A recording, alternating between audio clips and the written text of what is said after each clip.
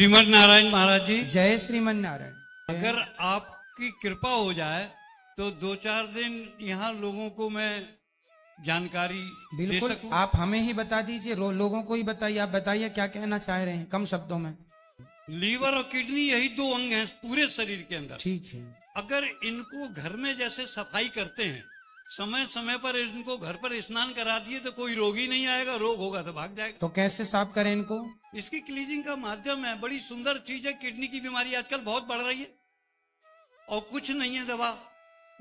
भुट्टे भुट्टे होते हैं, मक्का। हाँ, मक्का होता है। मक्का के बालों का उबाल के पानी पी ले, किडनी श्रिंक हो रही है, किडनी में स्टोन है, पीठ में दर्द है, क्रिएटिनाइन बढ़ गया है, डायलिसिस है, सबसे मुक्ति पा जाएगा। अच्छा, वो अपने वो घर पर ही भुट्टे के बालों को उबाल के पानी में, और उसका लिक्विड वो पानी पी लो, पानी पी ले, ठंडा करके। हाँ, ठंडा करके गर्म करके। तो ये लोग तो कितनी देर उबालना है उसको? वीडियो में बने रहे दोस्तों।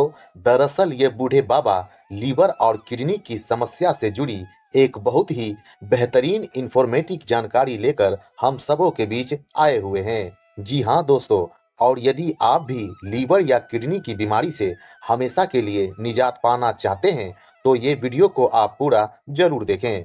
तो चलिए वीडियो को शुरू करते हैं। तो कितनी देर उबालना है उसको? उसको पूरा प्रोसेस बताएंगे तो थोड़ा समय लग जाएगा ना सर।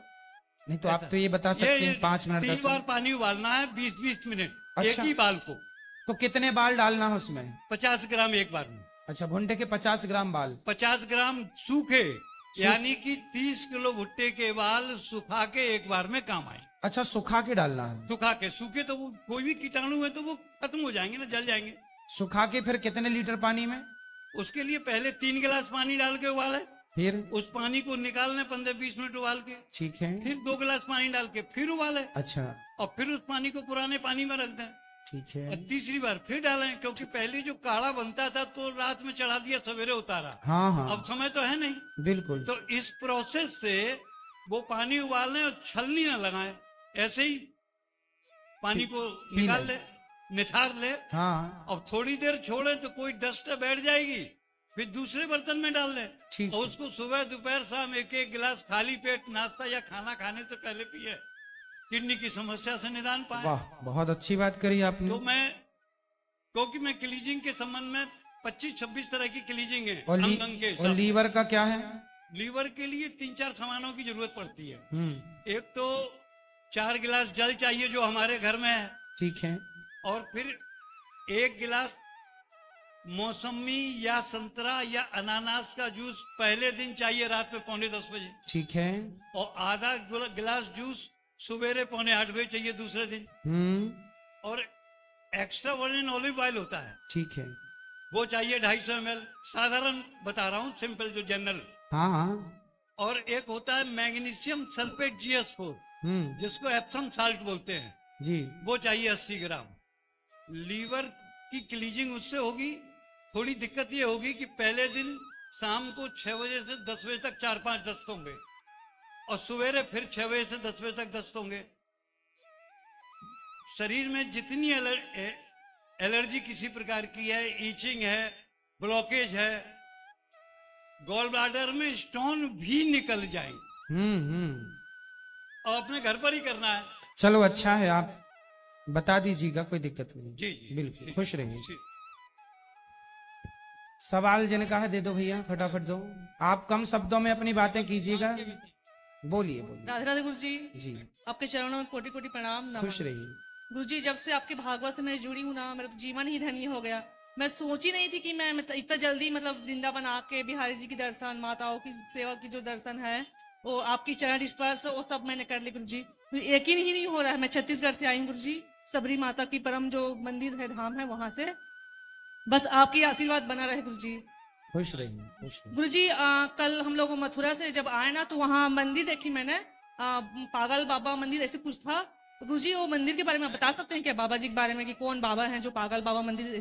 हाँ, एक संत जी हुए हैं, उन्होंने वो मंदिर बनवाया था। जी गुरु जी। तो उनको पागल बाबा कहते हैं, क्योंकि वो संत थे, भगवान के प्रेम में पागल रहते थे, तो पागल बाबा। जी गुरु जी। दूर आए तो बात तो करेंगे। जय श्रीमन नारायण। भैया बोलो जल्दी से। हाँ बोल देते हम। हमारे जो हम आपकी भागवत कथा देखते हैं, टीवी में भी देखते हैं, मोबाइल में भी देखते हैं, अच्छी लगती है। और आप जो कथा में बताया था ना आज कि ब्राह्मण का काम ब्राह्मण ही करे, माइक पास में लो। ब्राह्मण का काम ब्राह्मण ही करेगा, क्षत्रिय काम क्षत्रिय, एकदम सही है, हम मानते हैं इस बात को। अच्छा, आपने अच्छा बताया। और मेरे को सपने में ने जैसे दूध बहुत दिखता है, दूध देता है मरा हुआ इंसान, तो मेरे को वो बहुत परेशान करता है। दूध देना अच्छा होता है या खराब होता है? भूत दिखता है आपको? हाँ, दूध देता है कि दूध पी लो ऐसे। तो कौन है वो भूत? भूत नहीं, दूध दूध दूध दूध। दूध? हाँ, बाल्टी भर भर के दूध, बाल्टी डोल भर भर के वे दूध पी लो ऐसा, मतलब कोई भी घर में है व्यक्ति ऐसे बोलते हैं दूध पी लो ऐसा। तो आप दूध नहीं पीते क्या? नहीं, मैंने कहा मैं काम कर रही हूँ बाद में पीऊंगी ऐसा बोल के चली जाती हूँ, पीती हूँ घर पे। हाँ। सपने में ऐसा बोलती हूँ कि मैं काम अच्छा, कर- सपने में आपको ऐसा दिखता है दूध दूध? पी लो ऐसा बोलता है, मरो हुए इंसान है। अच्छा, मैंने आपको पहले भी बताया था, गए मैंने आई थी जब, तो वो आपकी बार ऐसे बोलते कि दूध पी लो। मैंने कहा नहीं, मैं काम कर रही हूँ बाद में पीऊंगी। मैंने नहीं पिया। उसका मतलब चलो, सपने हैं, सपनों की क्या बातें करें। मतलब अच्छा होता है या खराब होता है? ठीक है, सपने में दूध दिखना शुभ है। शुभ है। हाँ, वही पूछ रही थी। खुश रहिए। बात करनी है लेकिन अभी नहीं, पर्सनल बात करनी है। हाँ हाँ, कर लेना, खुश रहिए। और खड़े हो जाइए। महाराज जी, वो भजन सुना था ना, 9 मई को गाया था आपने एक, कौन सा? वो सांवरा जब मेरे साथ है, उसकी एक लाइन, वो आगे आगे चलता वो पीछे। मैं गा देंगे मैया, गा देंगे। अभी सुना। अभी ये मैया भैया को माइक दे दो, फिर गा देंगे हम। जब कथा में गाएंगे ना तो आप सुन लेना। ये भैया खड़े हो जाओ, दे दो मैया, खड़ी हैं। किस किस को बात करनी थी? एक एक से खड़े होके फिर बात करिएगा और बैठते चले जाइएगा। राधे राधे गुरुजी। जी राधे राधे। आपके चरणों में प्रणाम। खुश रहिए। गुरुजी, एक सवाल पूछना था। 3-4 साल पहले लड्डू गोपाल मंगाए थे, तो अभी बहुत छोटा सा है, अब चाह रहे हैं कि बड़ा मंगाए, तो उनका क्या करें? वो भी रहे आएंगे। क्या? वो भी रहे आएंगे, वो भी रखो। एक को कृष्ण जी मान के, एक को बलराम जी मान के। ठीक है। उनका आंख थोड़ा सा निकल गया है, तो आंख लग जाएगी। कहाँ पे लगेगी? ये लग जाती है वृंदावन में। ठीक। श्रीमन नारायण गुरुजी। खुश रहिए। श्रीमन नारायण। जय श्रीमन नारायण मैया जी। गुरुजी, कुछ तो आप में है, कुछ तो आप में है जो चुंबक की तरह, मतलब आदमी खिंचा हुआ आता है, ना चाहते हुए भी मतलब खिंचा हुआ आता है।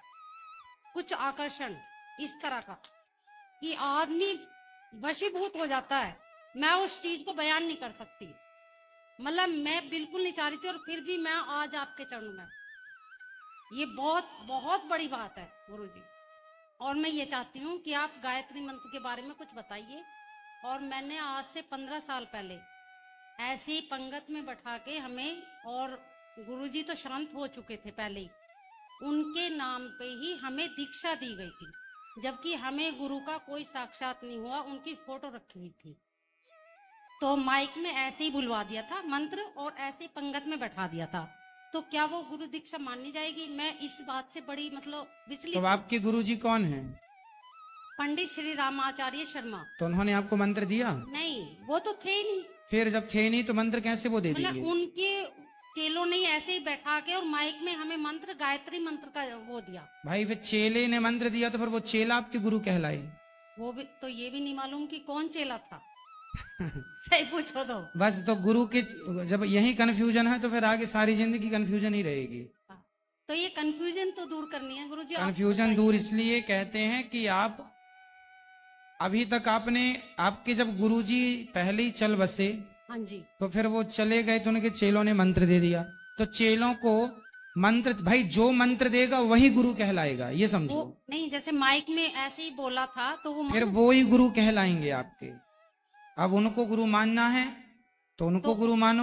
उन्होंने गायत्री मंत्र का जाप बोला था कि चलते फिरते जिस भी टाइम, और आपने बोला था कि गायत्री मंत्र ऐसा नहीं है, वो शुद्धि का गायत्री विषय है। मंत्र वेद मंत्र है। हाँ जी। और पवित्रता का ख्याल देखो, वेदों का पालन हम नहीं करेंगे तो बताओ, हम आप सब नहीं करेंगे, कौन करेगा?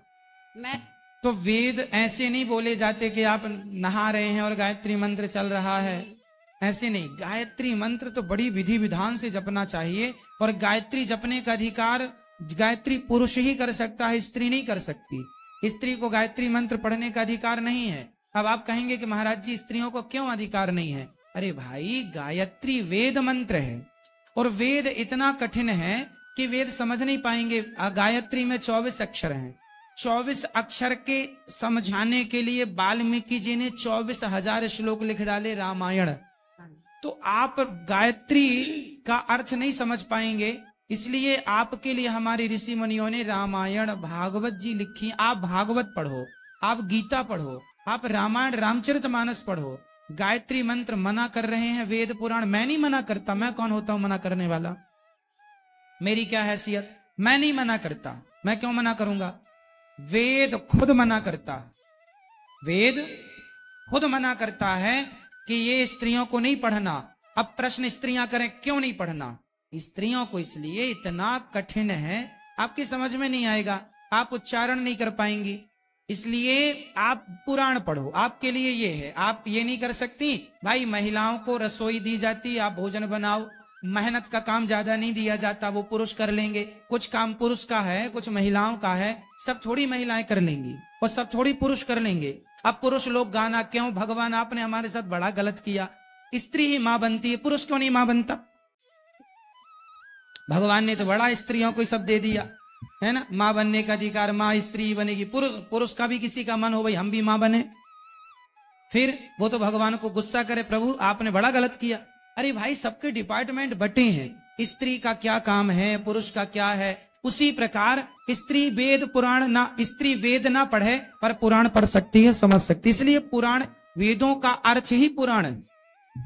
गुरुजी मैं 15 साल से वही गायत्री मंत्र जाप करती हूँ, लेकिन आपकी भागवत जब से स्टार्ट किया मैं जब से कंफ्यूजन, क्योंकि आपकी मैं सुनती हूँ, मेरे उस क्वेश्चन का आंसर मिल जाता है उसी में, लेकिन मैं स्पेशली इसी उसके लिए आई हूँ। ये मेरी, फिर अब मैं क्या करूँ? मतलब दोबारा मतलब मंत्र लूँ या गायत्री मंत्र, क्या करना चाहिए? देखो ये आपका निर्णय है, इसमें मैं कुछ नहीं। मैं तो ये मानता हूँ कि भाई हमारे गुरुजी ने हमें मंत्र दिया, तो वो हमारे गुरुजी, तो भाई मंत्र जब आपको गुरुजी, एक तो आपका ये कंफ्यूजन है कि आपके गुरुजी पहले भगवान के घर चले गए और फिर वो आपके गुरु कैसे हो सकते हैं जब उनने मंत्र नहीं दिया। हाँ मानने के लिए तो मान लो, विद्वान को आप गुरु मान सकते हैं कि चलो ये गुरु स्थान पर है, पर मंत्र जो देगा वो आपका गुरु माना जाएगा। फिर उन्होंने गायत्री मंत्र दिया और कोई मंत्र नहीं दिया। हाँ तो भाई गायत्री मंत्र तो, गायत्री मंत्र अलग विषय है। मंत्र जपने वाले, आत्म कल्याण करने के लिए हम लोग, इसलिए हनुमान जी क्या जपते हैं? श्री राम जय जय राम।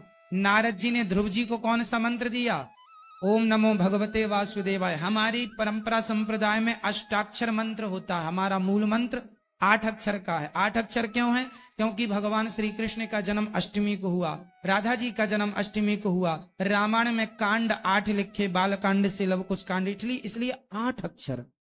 हमारा जो मंत्र है सभी वेद पुराणों में वो मंत्र पाया जाता है। तो मंत्र ऐसा हो छोटा सा मंत्र हो और निकल जाए। अब कोई मर रहा हो तो मरते समय उसके मुंह से गायत्री मंत्र 24 अक्षर कैसे निकलेंगे? इसलिए 2 अक्षर का राम नाम, राम राम जप लो, कल्याण हो जाएगा। पर वो भी राम जब गुरुजी जो मंत्र देंगे वो पावरफुल होगा। तो फिर गुरुजी दोबारा मंत्र ले सकते? हाँ हाँ बिल्कुल ले सकते। राधे राधे। राधे राधे। श्रीमान जय श्रीमन नारायण। आप लोग चैनल को सब्सक्राइब कर लीजिएगा और शेयर जरूर कीजिएगा। मोबाइल पर यूट्यूब पर अनिरुद्धाचार्य जी सर्च कीजिए, एक प्रश्नोत्तरी आप सुन रहे होंगे, लाल बटन होगी, सब्सक्राइब कर लीजिएगा। सब्सक्राइब करने का अर्थ है कि आप इस परिवार से अब निरंतर जुड़ गए, ये सब्सक्राइब करने का अर्थ है, आप भी इस परिवार के अभिन्न अंग बन गए।